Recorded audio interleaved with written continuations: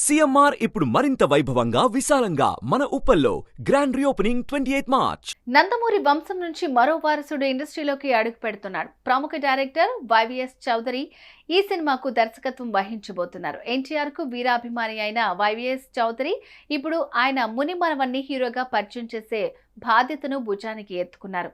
రేయ్ తర్వాత సినిమాలు చేయని వైవిఎస్ చౌదరి ఆల్మోస్ట్ 10 ఏళ్ల తర్వాత వైవిఎస్ చౌదరి మళ్ళీ మెగాఫోన్ పట్టనున్నట్లు తెలుస్తోంది.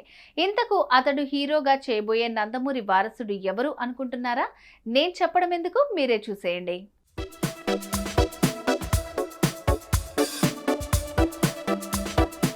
టాలీవుడ్ లో ఎన్నో సూపర్ హిట్ సినిమాలు అందించిన వైవిఎస్ చౌదరి ఇప్పుడు జానకిరామ్ కుమారుణ్ణి హీరోగా పరిచయం చేయనున్నారట. ఒకప్పుడు టాలీవుడ్ లో శ్రీ సీతారాముల కళ్యాణం, చూతము రారండి, సీతారామరాజు, యువరాజు, లాహిరి లాహిరి లాహిరిలో సీతయ్య, దేవదాసు లాంటి సూపర్ హిట్ సినిమాలు చేసిన వైవిఎస్ చౌదరి ఆ తర్వాత వరుస ఫ్లాప్స్ పడటం, నిర్మాతగా కూడా లాస్ చూడటంతో సినిమాలకు దూరంగా ఉంటున్నారు. చివరగా 2015లో సాయిధరమ్ తేజ్తో రేయ్ సినిమా తీశారు. ఈ సినిమా డిజాస్టర్ గా మిగిలింది. దీంతో దర్శకుడిగా, నిర్మాతగా సినిమాలకు దూరంగా ఉంటున్నారు.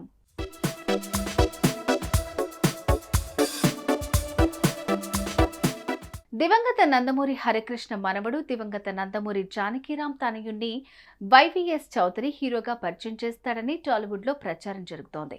జానకిరామ్ కొన్నేళ్ల క్రితం యాక్సిడెంట్లో మరణించిన సంగతి తెలిసిందే. ఆయనకు 2 కుమారులున్నారు, ఎన్టీఆర్, సౌమిత్ర. వీరికి కూడా నటనపై ఆసక్తి ఉంది. వీరిలో పెద్ద కుమారుడు ఎన్టీఆర్ను ఇండస్ట్రీకి తీసుకురావాలని ప్లాన్ చేస్తున్నాడట వైవిఎస్ చౌదరి. గతంలో అనేక పౌరాణిక నాటకాలు వేసిన అనుభవం ఈ చిన్నోడికి ఉంది.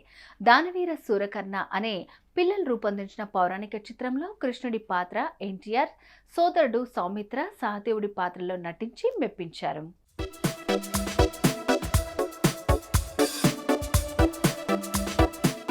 ఇక ఇప్పుడు తారక రామారావుతో కలిసి ఓ అదిరిపోయే సినిమా చేయనున్నారట వైవిఎస్ చౌదరి. అందమైన ప్రేమ కథగా ఈ సినిమా ఉండనుందట. అలాగే తెలుగు సంస్కృతి, సంగీతం, సాహిత్యం అన్ని కలబోసిన కథను సిద్ధం చేస్తున్నారట వైవిఎస్. ఇక ఈ సినిమాలో హీరోయిన్ గా ఓ తెలుగమ్మాయిని అనుకుంటున్నారట. త్వరలోనే దీనిపై పూర్తి క్లారిటీ రానుంది.